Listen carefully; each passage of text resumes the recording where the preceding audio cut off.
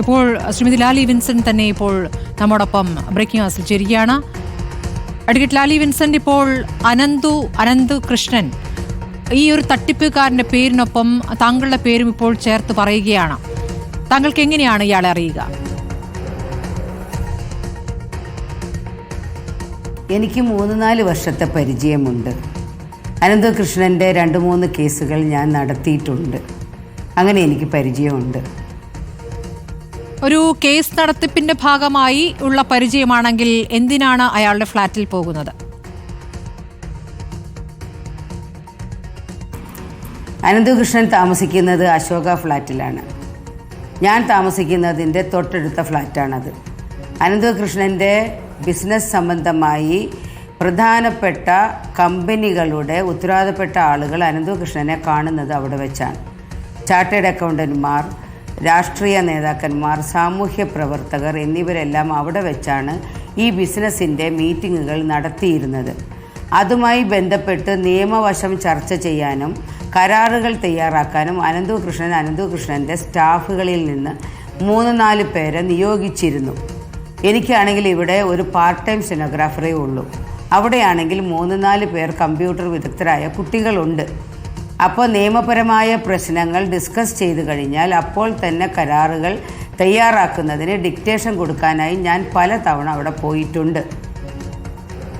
ഈ കരാറുകൾ എന്ന് പറയുമ്പോൾ ഇയാളുടെ ബിസിനസ് ഒരു ചെയിൻ ബിസിനസ്സാണ് എന്നുള്ളത് മനസ്സിലായി കാണുമല്ലോ. ലാഭം മോഹിച്ച് ഒരുപാട് പേർ ആകർഷിക്കപ്പെടുകയാണ് അതിലേക്ക്. അപ്പോൾ ഇത് ശരിയായ രൂപത്തിൽ നടക്കുന്നതാണോ, നിയമവിരുദ്ധമാണോ എന്നൊരു പരിശോധന താങ്കൾ ഒരു രാഷ്ട്രീയ പ്രവർത്തക കൂടിയാകുമ്പോൾ അതിൻ്റെ കൂടി ഉത്തരവാദിത്വം കൂടുതലാണല്ലോ. അങ്ങനെ ഒരു പരിശോധന നടത്തിയിട്ടുണ്ടോ? എന്നെ പറയാൻ അനുവദിക്കുമെങ്കിൽ ഞാൻ വിശദീകരിക്കാം. ഉറപ്പായിട്ടും. ഞാൻ മനസ്സിലാക്കിയത് നാഷണൽ NGO കോൺഫെഡറേഷൻ എന്ന ഒരു രജിസ്റ്റേർഡ് ട്രസ്റ്റ്, ശ്രീ ആനന്ദകുമാർ ചെയർമാനായ ഒരു രജിസ്റ്റേർഡ് ട്രസ്റ്റിൽ വളരെ പ്രമുഖരായ കേരളത്തിലെ വ്യക്തികളുള്ള ആ ട്രസ്റ്റിൻ്റെ സംഘടനാ പ്രവർത്തനങ്ങളുമായി ബന്ധപ്പെട്ട് അനന്തകൃഷ്ണനെ ഉത്തരവാദപ്പെടുത്തിയ ഒരു രജിസ്റ്റേർഡ് ഡീഡിൻ്റെ അടിസ്ഥാനത്തിൽ CSR ഫണ്ട് അട്രാക്റ്റ് ചെയ്തുകൊണ്ട് സാധാരണ ജനങ്ങളിൽ നിന്ന് പകുതി പൈസ എടുത്ത് അവരിൽ നിന്ന് പകുതി പൈസ കളക്ട് ചെയ്ത് പകുതി പൈസ CSR ഫണ്ട് ജനറേറ്റ് ചെയ്ത് നൽകിക്കൊണ്ട് സാമൂഹ്യ പരിഷ്കരണത്തിൻ്റെ ഭാഗമായി താഴെക്കിടയിലുള്ള സ്ത്രീകൾക്ക് മോട്ടോർ ബൈക്ക്, സ്കൂട്ടർ, ലാപ്ടോപ്പ് മുതലായവ നൽകുക എന്ന പദ്ധതികൾ ഇവർ ആവിഷ്കാരം ചെയ്തിരുന്നു. കഴിഞ്ഞ ജൂലൈ മാസത്തിൽ ലേ മെറിഡിയനിൽ വലിയ ഒരു പരിപാടി നടത്തി. ഡൽഹിയിൽ നിന്ന് ഉന്നതരായ വ്യക്തികൾ, രാഷ്ട്രീയ പാർട്ടി അംഗങ്ങൾ, സാമൂഹ്യ പ്രവർത്തകർ, വലിയ കമ്പനികളിലെ റെപ്രസെൻറ്റേറ്റീവ്സ് എന്നിവർ വന്നിരുന്നു. ഇതെല്ലാം യൂട്യൂബിലും അവരുടെ സൈറ്റിലുമൊക്കെ വളരെ വ്യക്തമായി കാണുന്ന കാര്യങ്ങളാണ്. എന്നെ ആശംസയ്ക്ക് വേണ്ടി വിളിച്ചിരുന്നു. ഞാൻ ആശംസ പറയാൻ പോയിരുന്നു. അതിൽ നിന്ന് എനിക്ക് മനസ്സിലായത് താഴെക്കിടയിലുള്ള സ്ത്രീകൾക്ക് 50% മാത്രം സംഖ്യ വാങ്ങിക്കൊണ്ട് ബൈക്കുകൾ നൽകുക. 18,000 ബൈക്ക് നൽകിയിട്ടുണ്ട് എന്നാണ് കണക്ക്. 45,000-ഓളം ലാപ്ടോപ്പുകൾ നൽകി, 45,000-ഓ 35,000-ഓ തുന്നൽ മെഷീനുകൾ നൽകി, 7.5 കോടി രൂപയ്ക്ക് ഭക്ഷ്യക്കിറ്റുകൾ കൊടുത്തു. ഇങ്ങനെ വലിയ കണക്കുകളാണ് ഞാൻ മനസ്സിലാക്കിയത്. അതിൽ ഇവർ പറഞ്ഞിരുന്നത് 1 വർഷക്കാലം ഇങ്ങനെ പ്രോജക്റ്റുകൾ ചെയ്താൽ ഈ 1 വർഷക്കാലത്തിൻ്റെ പ്രോജക്റ്റ് റിപ്പോർട്ടുകൾ വലിയ കമ്പനികൾക്ക് കൊടുത്തു കഴിഞ്ഞാൽ ആ കമ്പനികൾ ഈ പ്രോജക്റ്റ് റിപ്പോർട്ട് വെച്ച് അനലൈസ് ചെയ്ത് CSR ഫണ്ട് നൽകുമെന്നാണ് പറഞ്ഞിരുന്നത്. പിന്നീട് എവിടെയോ എങ്ങനെയോ ഇവർ തമ്മിൽ അഭിപ്രായ വ്യത്യാസങ്ങളുണ്ട് എന്ന് ഞാൻ കേട്ടിട്ടുണ്ട്. പിന്നീട് എന്തൊക്കെയോ പ്രശ്നങ്ങൾ അവർക്കിടയിലുണ്ട്. മുഴുവൻ എനിക്ക് പറയാൻ അറിയില്ല. പക്ഷേ പ്രശ്നം വന്നത് NGO കോൺഫെഡറേഷനിലെ ആനന്ദകുമാറും അനന്തകൃഷ്ണനും തമ്മിലാണ് അഭിപ്രായ വ്യത്യാസം എന്നാണ് ഞാൻ മനസ്സിലാക്കിയത്. പക്ഷേ അനന്തുവിനെതിരെ കേസുകൾ ഉണ്ടായപ്പോൾ ബീന സെബാസ്റ്റ്യനും പ്രസാദും മുൻ ചീഫ് സെക്രട്ടറി എബ്രഹാമിൻ്റെ ബന്ധു ബേബിയുമെല്ലാം സത്യസന്ധമായും കൃത്യമായും നടത്തുന്ന പദ്ധതിയാണ് എന്ന് പറഞ്ഞുകൊണ്ട് DGPയെയും DIGയെയും CIയെയും SPയെയും ഒക്കെ കണ്ട് അപേക്ഷകൾ കൊടുക്കുകയും ഫണ്ട് ജനറേറ്റ് ചെയ്ത് പ്രശ്നങ്ങൾ തീർക്കാൻ സാവകാശം ചോദിക്കുകയും ചെയ്തു എന്ന് എനിക്കറിയാം. അതെപ്പോഴായിരുന്നു? ഫണ്ട് ലഭിക്കുമായിരുന്ന സാഹചര്യത്തിലോട്ട് അവർ എത്തുകയായിരുന്നു. 5 മാസം മുമ്പാണ്. 5 മാസം മുമ്പാണ്. താങ്കൾ ഈ കേസുകൾ വാദിക്കുന്ന അഭിഭാഷകയായിരുന്നു. അതായത് ഈ പ്രശ്നങ്ങളിൽ ഇത്തരം കേസുകളാണോ വാദിച്ചിട്ടുള്ളത്? കേസുകൾ തുടങ്ങാൻ പോകുന്നല്ലേ ഉള്ളൂ. ഒരു കേസ് വന്നിരുന്നു മൂവാറ്റുപുഴ പോലീസ് സ്റ്റേഷനിൽ. അത് അവർ പൈസ കൊടുത്തു, ഞാനത് ഹൈക്കോടതിയിൽ കൊടുത്ത് ഫിനിഷ് ചെയ്തായിരുന്നു. അങ്ങനെ ഒരു കേസ് തീർത്തിട്ടുണ്ട്. പിന്നെ ഈ കേസ് വന്നപ്പോൾ ഈ കേസിലെ വാദികളായ പ്രമീളയും റിജിയും അങ്ങനെ ആരൊക്കെയാണ് അവരെ 3.5 കോടിയാണ് അവർക്ക് പണം കിട്ടാനുണ്ടെന്ന് പറഞ്ഞത്. അനന്തുവിനെ അറസ്റ്റ് ചെയ്ത് കഴിഞ്ഞപ്പോൾ ഞാൻ പോലീസ് സ്റ്റേഷനിൽ ചെന്ന് അവരോട് സംസാരിച്ചിരുന്നു. 3.5 കോടി കിട്ടിയാൽ കേസ് പിൻവലിക്കാമെന്ന് അവർ പറഞ്ഞിരുന്നു. സർക്കിൾ ഇൻസ്പെക്ടറോട് സംസാരിച്ചപ്പോൾ പരാതിക്കാരുടെ പണം കൊടുത്താൽ പിന്നെ പ്രശ്നമില്ലല്ലോ, സാമ്പത്തിക ഇടപാടല്ലേ, കേസ് തീർക്കുന്നതിൽ വിരോധമില്ല, നിങ്ങൾ ശ്രമിക്കൂ എന്ന് അദ്ദേഹവും പറഞ്ഞിരുന്നു. ഞാൻ അദ്ദേഹത്തിൻ്റെ അനുവാദത്തിൽ അനന്തു കൃഷ്ണനോട് സംസാരിച്ചിരുന്നു. പണം കൊടുക്കാൻ ഒരു മാർഗവും ഇപ്പോഴില്ല, പുറത്തിറങ്ങണം, CSR ഫണ്ട് കിട്ടണം, മെയ് ജൂൺ ആവാതെ നടപടിയാവാൻ പറ്റുകയില്ല എന്ന് അനന്തു കൃഷ്ണൻ എന്നോട് പറഞ്ഞിരുന്നു. ഈ കഴിഞ്ഞ 31, 1, 2 തീയതികളിൽ ഗോകുലം പാർക്കിൽ വെച്ച് CSR ഫണ്ട് കിട്ടുന്നതിന് അനന്തു കൃഷ്ണൻ്റെ കോൺഫെഡറേഷനിലുള്ള NGOസുമായി ഒരു മീറ്റിംഗ് ഉണ്ടായിരുന്നു. അതിന് ഡൽഹിയിൽ നിന്ന് വളരെ പ്രമുഖരായ ആളുകൾ പഠിപ്പിക്കാൻ വന്നിരുന്നു. ഈ NGOസിന് CSR ഫണ്ട് ഉണ്ടാക്കേണ്ട രീതികളെക്കുറിച്ച് പ്രോജക്റ്റുകൾ ഉണ്ടാക്കാൻ അവർ പഠിപ്പിക്കുമായിരുന്നു. ഈ NGOs 25ഓളം NGOs CSR ഫണ്ട് കിട്ടിയവരാണ്, ബാക്കി 50ഓളം പേർ കിട്ടാത്തവരാണ്. അപ്പോൾ 75 പേര് പ്രോജക്റ്റുകൾ തയ്യാറാക്കി ഓൾ ഇന്ത്യ ലെവലിൽ വിവിധ കമ്പനികളിലേക്ക് ഈ പ്രോജക്റ്റുകൾ നൽകിയാൽ ഏപ്രിൽ മെയ് മാസങ്ങളിൽ ഇവർക്ക് CSR ഫണ്ട് നൽകുന്നതിന് കമ്പനികൾ തയ്യാറാണ് എന്ന് പല അറിയിപ്പുകളും ഉണ്ടായിരുന്നു. അതിനുവേണ്ടി ശ്രമിക്കുന്നതിനിടയിലാണ് അറസ്റ്റ് ഉണ്ടായത്. ശരി, ശ്രീമതി ലാലി വിൻസെന്റ്, ഇപ്പോൾ പരാതിപ്പെട്ടിരിക്കുന്നത് സാധാരണക്കാരായ സ്ത്രീകളാണല്ലോ. അവരുടേതൊക്കെ പരാതി കള്ളമാണ് എന്ന് കരുതുന്നില്ലല്ലോ. പരാതിപ്പെടുന്നുണ്ട്, അവർക്ക് നഷ്ടം സംഭവിച്ചിട്ടുണ്ട്, അവർക്ക് അവർ വിശ്വസിച്ച് പണം ഇടുകയും അതിന്മേലൊരു വഞ്ചന അവർക്ക് സംഭവിക്കുകയും ചെയ്തിട്ടുണ്ട്. അത് താങ്കൾ മനസ്സിലാക്കുന്നുണ്ടല്ലോ. അപ്പോൾ അതിനോട് എങ്ങനെയാണ് പ്രതികരിക്കുന്നത്? അതായത് താഴേക്കിടയിലുള്ള സ്ത്രീകളെ സഹായിക്കാൻ എന്ന് പറഞ്ഞ് നടപ്പാക്കിയ പദ്ധതിയാണ്. ആ പദ്ധതിയാണ് ഇപ്പോൾ പൊളിഞ്ഞിരിക്കുന്നത്. താങ്കൾ പറഞ്ഞതുപോലെ ഈ സംഘടനയ്ക്കകത്തെ തർക്കങ്ങളാകാം ഒരുപക്ഷെ കാരണമായിട്ടുണ്ടാവുക. പക്ഷേ ഒരുപാട് പേർ വഞ്ചിക്കപ്പെട്ടു, അത് അങ്ങനെ ഒരു പദ്ധതിയുമായി സഹകരിക്കേണ്ടി വന്നു എന്നതിൽ ഇപ്പോൾ ഒരു ഖേദമുണ്ടോ? ഇല്ല, ഞാൻ സഹകരിച്ചിട്ടില്ലല്ലോ. എൻ്റെ ഒരു സഹകരണവും ഇവരുടെ പദ്ധതിയുമായി ഇല്ല. ഒരു രീതിയിലും ഞാൻ സഹകരിച്ചിട്ടില്ല. ഞാൻ വക്കീൽ പണി എടുത്തിട്ടുണ്ട്. എന്നോട് പറഞ്ഞ കാര്യങ്ങളിൽ എനിക്ക് തന്ന ടേംസുകളിൽ ഞാൻ എഗ്രിമെന്റുകൾ ഡ്രാഫ്റ്റ് ചെയ്തു കൊടുത്തിട്ടുണ്ട്. കണ്ണൂരിൽ രജിസ്റ്റർ ചെയ്തിരിക്കുന്ന കേസിൽ താങ്കൾ 7ാം പ്രതിയാണ് ലാലി വിൻസെന്റ്, അറിഞ്ഞു കാണുമല്ലോ. ഞാൻ മാധ്യമങ്ങൾ പറയുന്നു, പോലീസ് എന്നോട് ചോദിച്ചിട്ടില്ല. ഞാൻ എങ്ങനെയാണ് പ്രതിയായത് എന്ന് ബഹുമാനപ്പെട്ട പോലീസിനോട് എനിക്ക് ചോദിക്കണം, അവരെന്നോട് സംസാരിക്കുമല്ലോ. കണ്ണൂരിലെ കേസിൽ സീഡ് ലീഗൽ അഡ്വൈസർ എന്ന നിലയ്ക്കാണ് താങ്കളെ 7ാം പ്രതിയാക്കി ചേർത്തിരിക്കുന്നത്. സീഡോ? ഞാൻ ഒരു സീഡിന്റെ ലീഗൽ അഡ്വൈസർ അല്ല. അങ്ങനെയാണ് പുറത്തു വന്നിരിക്കുന്നത്. സീഡിന്റെ ലീഗൽ അഡ്വൈസർ അല്ല. ഞാൻ ലീഗൽ അഡ്വൈസറായി പറഞ്ഞോളൂ. ഞാൻ ലീഗൽ അഡ്വൈസർ ആയിരിക്കുന്നത് അനന്തു കൃഷ്ണന്റെ അനന്തു കൃഷ്ണന്റെ PSI എന്ന് പറയുന്ന പ്രൊപ്പറേറ്റർഷിപ്പിൻ്റെയാണ് ഞാൻ ലീഗൽ അഡ്വൈസർ ആയിരിക്കുന്നത്. പിന്നെ ഉള്ളത് ഗ്രാസ് റൂട്ട് ഇമ്പാക്റ്റ് ഫൗണ്ടേഷൻ എന്ന ട്രസ്റ്റിൻ്റെയാണ്. അവർക്കെതിരെ കേസുണ്ടോയെന്ന് എനിക്ക് അറിയില്ല. ഇപ്പോൾ ഒന്നുകൂടി ഒന്ന് വിശദമാക്കാമോ? ആർക്കിടയിലാണ് ഭിന്നത വന്നിരിക്കുന്നത്? ആർക്കിടയിൽ ഈ അനന്തു കൃഷ്ണനും വേറെ ആരും തമ്മിലാണ് ഇപ്പോൾ ഭിന്നത വന്നിരിക്കുന്നത്? അത് അനന്തു കൃഷ്ണനും പോലീസും അല്ലേ പറയേണ്ടത്, ഞാനാണോ? താങ്കൾ കുറച്ച് നേരത്തെ ഒരു പേര് പറഞ്ഞിരുന്നു, CSR ഫണ്ട് കിട്ടാനുള്ള പദ്ധതി. ഞാൻ ഒരു പേര് മാത്രമേ പറഞ്ഞുള്ളൂ. 2 പേരുടെ കാര്യം പറഞ്ഞില്ലേ? സംഘാടകർക്കിടയിൽ ഭിന്നത എന്ന് പറഞ്ഞില്ലേ? കൃഷ്ണനും തമ്മിൽ യെസ് സംഘാടകർക്കിടയിൽ ഭിന്നതയുണ്ടെന്ന് മനസ്സിലായത് പിന്നീട് പോലീസ് സ്റ്റേഷനുകളിൽ പോകുന്നതിനു വേണ്ടി ആനന്ദകുമാർ അവരുടെ കൂടെ പോവുകയുണ്ടായില്ല. ബീന സെബാസ്റ്റ്യനും ബേബിയും പ്രസാദും പിന്നെ ആരൊക്കെയോ ആണ് അനന്തു കൃഷ്ണന്റെ കൂടെ പോയത്. ആനന്ദകുമാർ പോയില്ല. ആനന്ദകുമാറുമായി അഭിപ്രായ വ്യത്യാസമുണ്ട്. ആനന്ദകുമാറിന് എന്തെങ്കിലും രാഷ്ട്രീയ ബാക്ക്ഗ്രൗണ്ട് ഉണ്ടോ? ആനന്ദകുമാർ വളരെ പ്രശസ്തനല്ലേ? അദ്ദേഹം വളരെ പ്രശസ്തനല്ലേ, വളരെ മാന്യനായ വ്യക്തിത്വമല്ലേ? സത്യസായി ട്രസ്റ്റിൻ്റെ എന്തെല്ലാം ജീവകാരുണ്യ പ്രവർത്തനങ്ങൾ ചെയ്ത് കേരളത്തിലെ നമ്പർ 1 സാമൂഹ്യ പ്രവർത്തകനല്ലേ? മഹാനായ വ്യക്തിത്വമല്ലേ? അവരുടെ രജിസ്റ്റർ ചെയ്ത ട്രസ്റ്റ് കണ്ടിട്ടല്ലേ ഞാൻ വക്കീലാകാമെന്നും കേസ് നോക്കാമെന്നും ഞാൻ സമ്മതിച്ചത്. അനന്തകുമാറിന്റെ പേരിലാണ് അതുമായി സഹകരിക്കാൻ തയ്യാറായത് അല്ലേ? മാത്രമല്ല ആനന്ദകൃഷ്ണന്റെ വക്കീലാണ് ഞാൻ.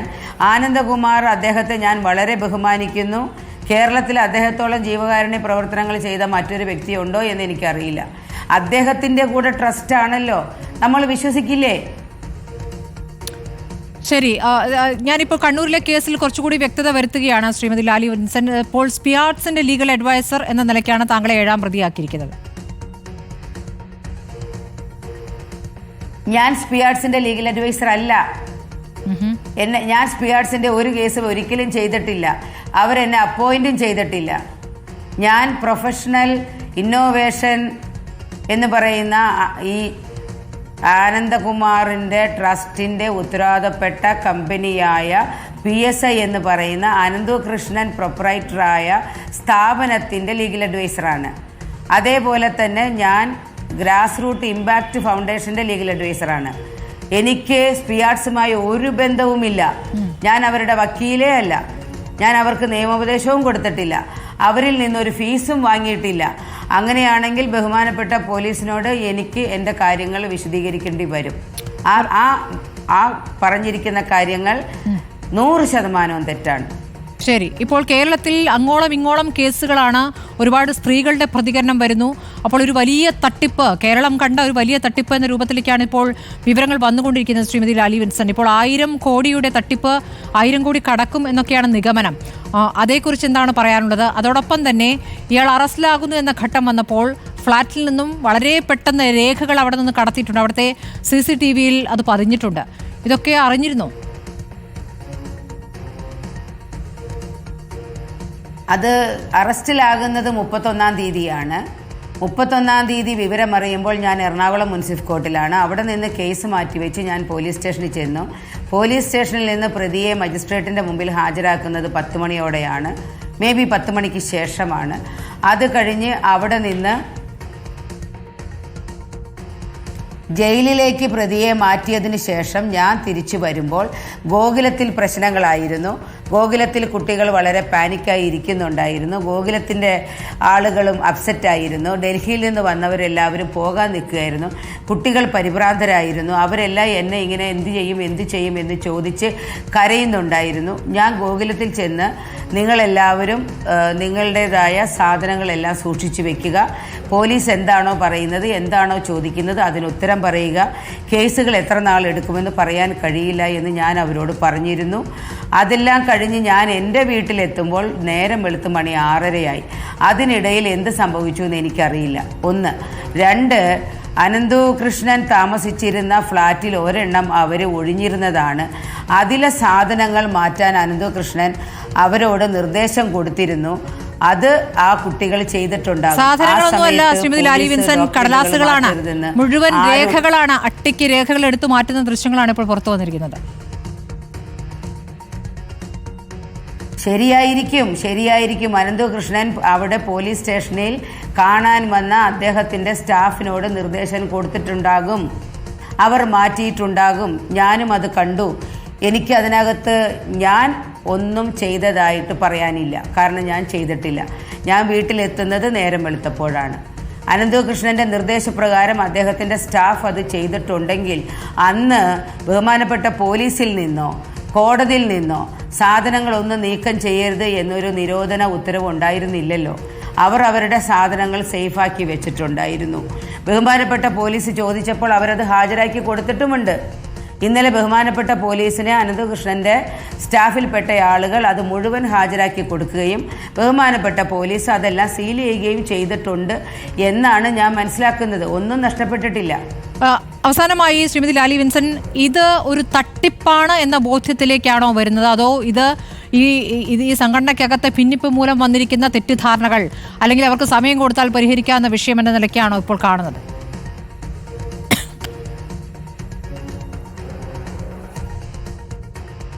തട്ടിപ്പ് എന്ന വാക്ക് ഞാൻ നിഷേധിക്കും. കാരണം ഇവിടെ കേരളത്തിൽ ഇങ്ങനെ ഒരു സാമൂഹ്യ പദ്ധതി ആദ്യമായിട്ടാണ്. സാധാരണക്കാർക്ക് ഉപകാരങ്ങൾ ചെയ്യുന്ന ഒരു സാമൂഹ്യ പദ്ധതി ആദ്യമായിട്ടാണ്. അങ്ങനെയുള്ള ഒരു പദ്ധതിക്ക് 50% ഗുണഭോക്താവിനോട് വാങ്ങുന്നത്. പിന്നെ ഏതെങ്കിലും സന്നദ്ധ സംഘടനകൾ കോൺട്രിബ്യൂഷൻ കൊടുത്തിട്ടുണ്ടോ ഇല്ലയോ എന്ന് അവരുടെ ബാങ്ക് അക്കൗണ്ടുകൾ പരിശോധിച്ച് പോലീസിന് ബോധ്യപ്പെടേണ്ട കാര്യങ്ങളാണ്. എനിക്കറിയാത്ത കാര്യങ്ങളാണ്. പിന്നെ കമ്പനികളിൽ നിന്ന് കമ്മീഷനുകൾ കിട്ടിയിട്ടുണ്ട്. അതെല്ലാം വെച്ചിട്ടാണ് ഇവർ ഈ പ്രോജക്റ്റുകൾ നടത്തിയത്. അപ്പോൾ CSR ഫണ്ട് കിട്ടാൻ വൈകിയപ്പോൾ ഇവരുടെ തന്നെ മറ്റു പദ്ധതികളിലെ ഫണ്ട് ഇവരെടുത്ത് ഉപയോഗിച്ചിട്ടുണ്ടോ ഇല്ലയോ എന്നതെല്ലാം പോലീസ് പരിശോധിക്കണം. അപ്പോൾ പരിശോധിക്കേണ്ട ഒരുപാട് കാര്യങ്ങൾ അതിലുണ്ട് എന്നറിയാം. താങ്കളാണെങ്കിൽ ചില കാര്യങ്ങൾക്ക് മാത്രം നിയമസഹായം നൽകിയിട്ടുള്ളൂ. ഈ ഇവരുടെ സംവിധാനവുമായി ബന്ധപ്പെട്ട് പൂർണ്ണമായും അതിൽ ഇൻവോൾവ് ആയ ഒരു വ്യക്തിയല്ല. അപ്പോൾ അതിൽ തട്ടിപ്പില്ല എന്ന എങ്ങനെയാണ് ഒരു അനുമാനത്തിലേക്ക് താങ്കൾക്ക് എത്താനാവുന്നത്? അനന്തകൃഷ്ണനെതിരെ പോലീസോ കോടതിയോ കുറ്റവാളി എന്ന് പറയാത്ത കാലത്തോളം അനന്തകൃഷ്ണൻ തട്ടിപ്പ് ചെയ്തു എന്ന് ആർക്കും പറയാൻ കഴിയില്ല. ക്രൈംബ്രാഞ്ച് അന്വേഷണം നടത്താൻ പോവുകയാണല്ലോ. വക്കീലായ ഞാൻ ക്രൈംബ്രാഞ്ച് അന്വേഷണം നടത്തുന്നു. ശ്രീമതി ലാലി വിൻസൻ 1000 കോടിക്ക് അപ്പുറം കടക്കും തട്ടിപ്പെന്ന് പോലീസ് തന്നെ പറയുന്നു. അപ്പോൾ അതൊരു തട്ടിപ്പല്ല എന്ന് ഇവിടുത്തെ ഉത്തരവാദപ്പെട്ട ഒരു രാഷ്ട്രീയ സംഘടനയുടെ പ്രതിനിധി എന്ന നിലയ്ക്കാണ് ലാലി വിൻസൻ ഉത്തരവാദിത്തോടുകൂടി പറയുന്നത്. അല്ല, ഞാൻ രാഷ്ട്രീയ സംഘടനയുടെ പ്രതിനിധിയായി പറയുന്നില്ല. രാഷ്ട്രീയ സംഘടനയെയും എൻ്റെ കോൺഗ്രസ് പാർട്ടിയെയും വലിച്ചഴക്കരുത്. ഞാൻ അനന്തകൃഷ്ണൻ്റെ വക്കീൽ എന്ന നിലയിൽ മാത്രമാണ് സംസാരിക്കുന്നത്. എൻ്റെ രാഷ്ട്രീയ പാർട്ടിക്ക് ഇതിൽ യാതൊരു ബന്ധവുമില്ല. ഞാൻ എൻ്റെ വക്കീൽ എന്നുള്ള നിലയ്ക്കുള്ള അഭിപ്രായങ്ങളാണ് പറയുന്നത്. തട്ടിപ്പ് എന്ന് ആർക്കും പറയാൻ കഴിയില്ല തെളിയുന്നതുവരെ. ഞാൻ അനന്തകൃഷ്ണൻ്റെ വക്കീലാണ് ഇന്ന് വരെ. നാളെ പോലീസ് അറസ്റ്റ് ചെയ്യുകയോ ഞാൻ റിമാൻഡിൽ പോവുകയോ എൻ്റെ ജീവനോ എൻ്റെ ജോലിക്കോ ഒക്കെ തടസ്സങ്ങൾ വരികയോ ഒക്കെ ചെയ്താൽ എന്ത് ചെയ്യുമെന്ന് എൻ്റെ മക്കൾ ഭയപ്പെടുന്നു. അതുകൊണ്ട് തന്നെ ഞാൻ ഈ കേസിൽ ന്യായം തെളിയുന്നതുവരെ എൻ്റെ കക്ഷിയെ തള്ളിപ്പറയില്ല. പാർട്ടി ഇക്കാര്യത്തിലൊരു വിശദീകരണം തേടുകയോ മറ്റോ ചെയ്തിരുന്നോ? പാർട്ടിക്കാർക്കറിയാം ഞാൻ സത്യസന്ധയായ വക്കീലാണെന്ന്. ഞാൻ ഇത്രയും കാലത്തെ രാഷ്ട്രീയ ജീവിതത്തിൽ യാതൊരു അഴിമതികളോ സ്വഭാവ ദൂഷ്യമോ സൃഷ്ടിക്കാത്ത ഒരാളാണ്. പദവികൾ പലതും എനിക്ക് നഷ്ടപ്പെട്ടിട്ടുള്ളത് പോലും ചോദിച്ചിട്ടില്ല. ശരി, എൻ്റെ പദവികൾ പലതും നഷ്ടപ്പെട്ടത് പോലും ഞാൻ എൻ്റെ ആദർശത്തിൽ സ്റ്റിക്ക് ഓൺ ചെയ്തതുകൊണ്ടാണ്. വളരെ നന്ദി ശ്രീമതി ലാലി വിൻസൻ, ഈ വിഷയത്തിൽ താങ്കൾക്ക് അറിയാവുന്ന കാര്യങ്ങൾ വെളിപ്പെടുത്താൻ തയ്യാറായതിന്. അതോടൊപ്പം ഇതൊരു തട്ടിപ്പാണ് എന്ന അനുമാനമാണ് താങ്കൾ നടത്തുന്നത്. വളരെ നന്ദി ഈ സമയത്ത് റിപ്പോർട്ടിനോട് വിശദമായി തന്നെ കാര്യങ്ങൾ സംസാരിച്ചു.